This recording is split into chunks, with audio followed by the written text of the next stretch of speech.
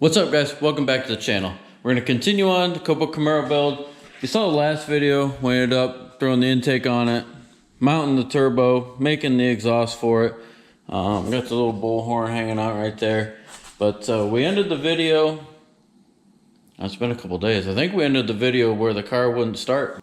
I ended up just a little bit ago fixing the wiring issue that we had. It wasn't really a wiring issue. Right here's the fuse boxes, that's where we ended up putting them. And if you look to the left over here, those 4 relays, Ryan had to take all the fuses and relays out of it. He ended up putting these 4 relays right here in the wrong spot.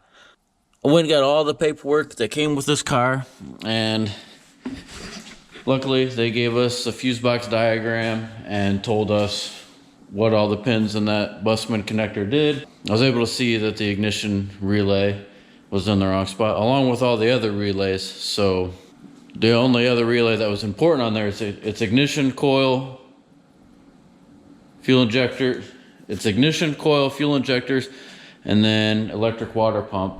And we didn't have any water in the water pump, so we never tried that. So yeah, we didn't have any idea that those relays were in the wrong spot. The other fuse box, which runs everything else, like the fuel pump, headlights, taillights, that one was all correct. So we're pretty much ready to go. I should be able to fire this thing up. I don't have a throttle cable on it, so I'm not going to be able to give it a little throttle if it needs. I have no idea where this throttle blade's set to. And this thing doesn't have the IAC hooked up because it's not wired in this wiring harness, so we might be putting that in at another time. So, but it'll run without that. I mean, other than that, this thing is the way you saw it at the end of our last video. So I'm going to go ahead, set you guys up on our broken tripod over here. And the thing's broken, but it still works. What a trooper. I stepped on it the other day and knocked a leg out. But I'm gonna set you up on that bad boy, see if this whole girl will fire.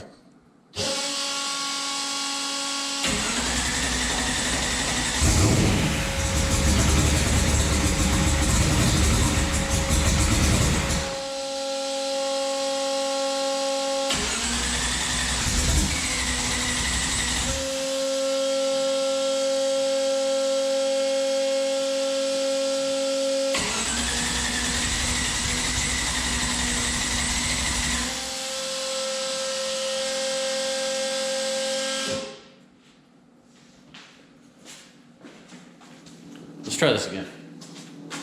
I was trying to look at the oil pressure and my hand was in the way, and then by the time I saw it, the car died.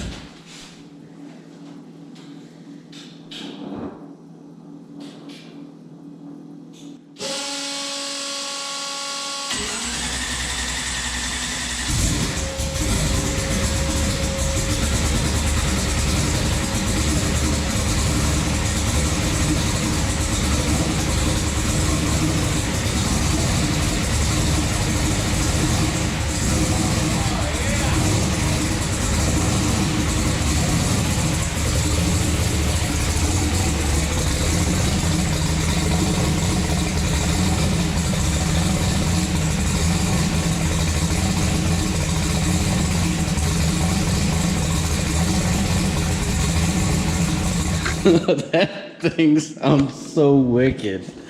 Holy cow.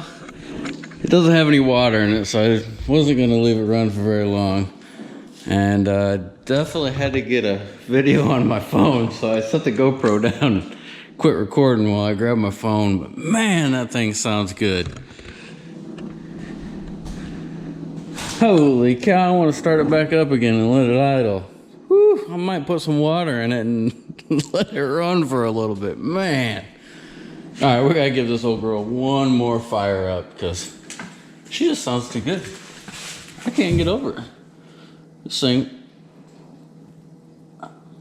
make sure I'm on the right button, is awesome.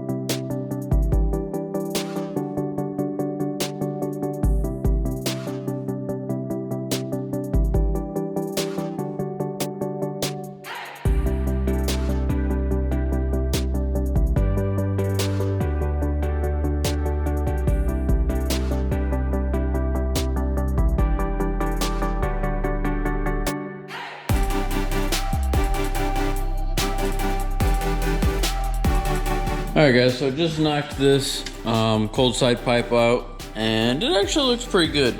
I definitely struggled with this alpha lock right here. It's the first time I've ever used one of these.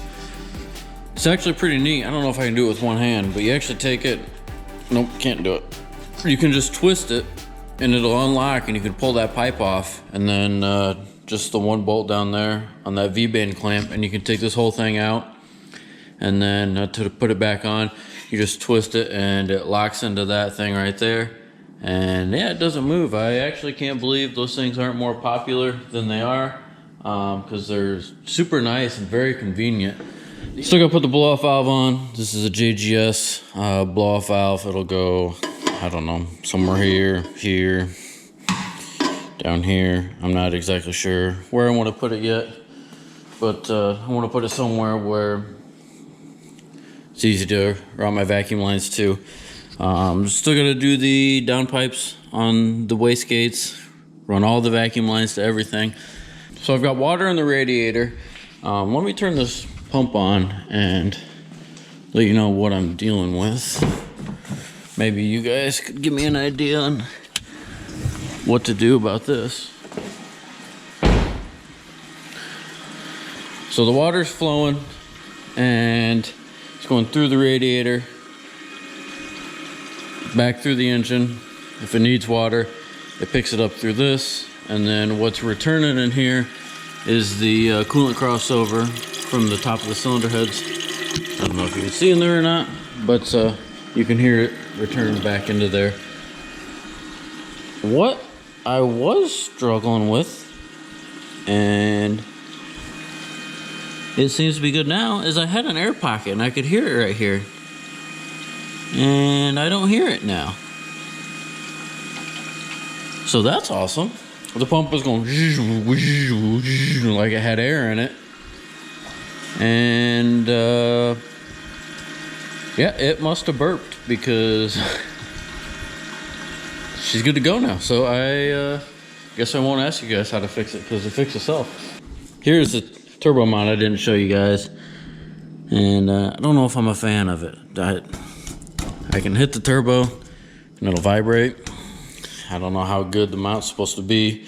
I'm afraid it's probably gonna break something at some point in time, so I might put one on this side. It's just going up to a body bolt right there. So it's been a couple days since the last time I filmed. I've been working on this thing pretty hard, trying to get it ready for the dyno. And since the last time you've seen it, I ended up making the blow-off valve flange, putting that on there. You can't see it, but it's right there. You can see it. We did do the wastegate pipes. Got those exiting just straight down. They're alright. They don't match. I wish they matched. This one's actually further forward than that one. I actually had to trim the bumper cover on this one. I'm gonna end up, there's the cat trying to help me. I'm gonna end up trimming it flush with the bumper so you can't see it, but they're not perfect. But when we go to the dual 4-inch exhaust, we'll change all that. Made ourselves a quick list. Most of the stuff on the list we don't need to put this thing on the dyno. So I think we're going to drive this thing down the road, make sure it shifts, make sure it goes through the gears, and here in about a week we're gonna actually go to a track rental, because in, I'm gonna say 2 weeks, I don't know exactly, but we've got that race at Streetcar Takeover that we registered for, and yeah, we are close but not 100% ready. I think we're gonna go ahead, put a few more bolts in this bumper cover. We're gonna hook the throttle cable back up, and we're gonna go take this thing for a spin.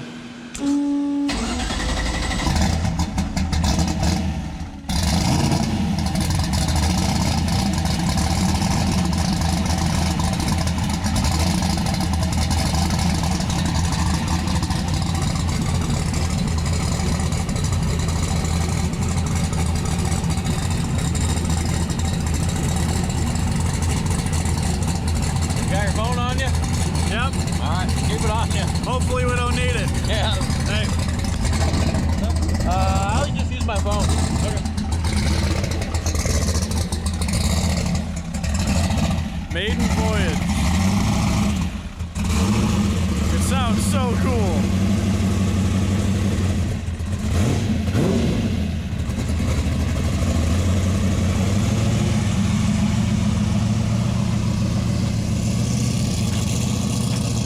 got taillight out.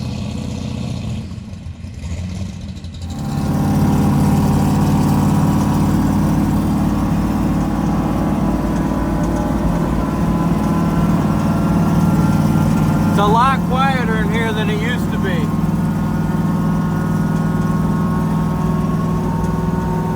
Water temp's good.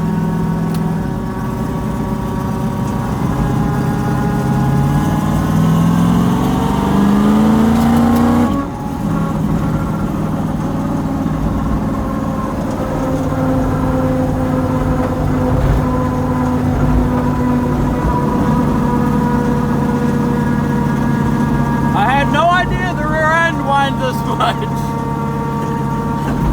That is loud.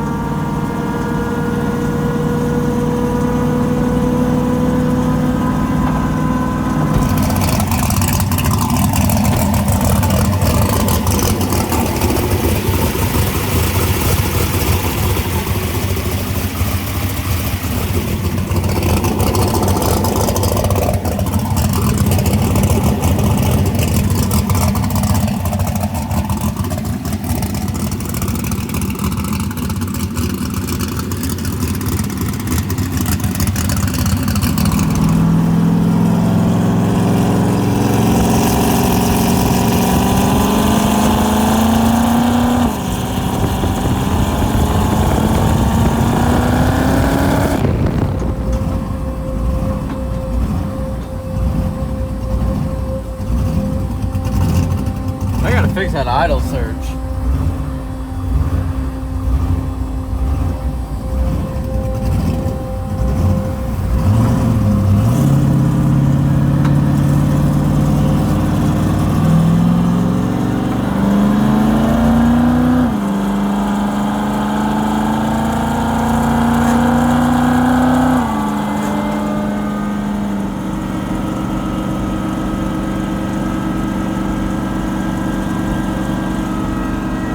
Doing good, 160.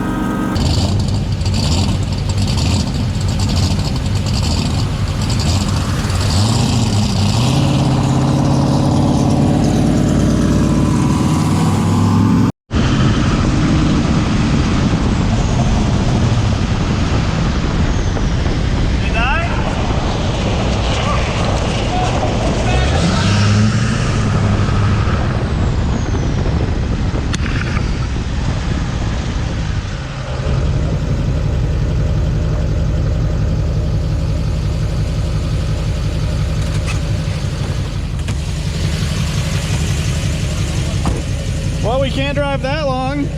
What happened? Streetcar with no alternator. Does that mean it's not a streetcar? I mean, it's not a streetcar technically. Not yet.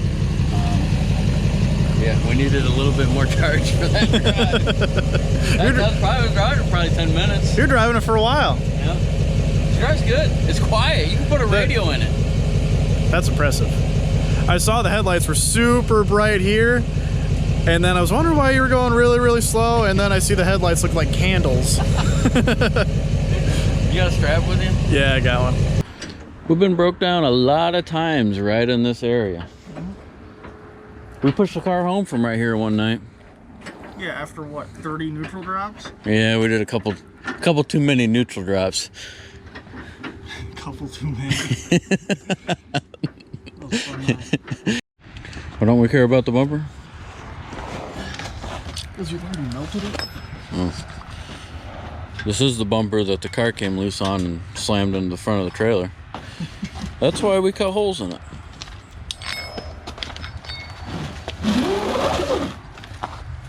Oh, no, you're not. Where'd you hook it to? Frame rail? Hmm. Because this could have bounced around and hit it. That won't hit the radiator, I don't think. No, this would have. All right.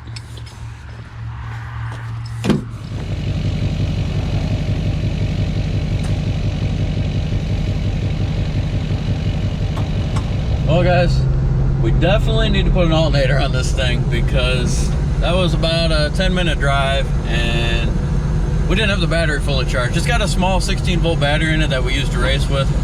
The car just is totally different on 16 volts, and we have a small original fuel pump in it that came in the car, and bumping it up to 16 volts just helps supply more fuel. So that's why we haven't had an alternator on the car. We've just only drag raced it, and we never really needed an alternator. I've put it around the same way that I just went tonight on a fully charged battery and made it.